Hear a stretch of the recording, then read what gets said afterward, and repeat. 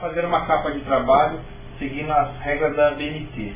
Primeiro a gente coloca todo o texto que vai ser utilizado na capa aqui no Word.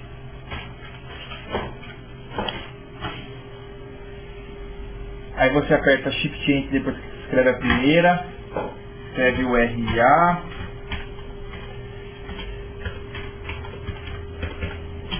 o nome,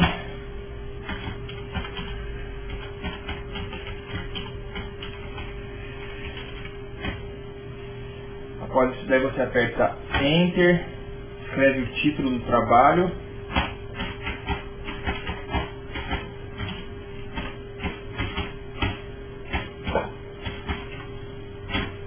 aperta Enter novamente, escreve o nome da cidade, Shift Enter e o ano. Após isso, aperte no Inserir, quebra, clica no Próxima Página, OK. Após isso você seleciona o texto escrito, vai em Arquivos, Configurar Página, Alinhamento Vertical, Justificado. OK. Temos a capa.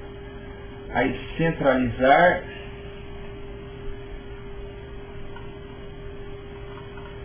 fica a capa assim, colocamos o título em negrito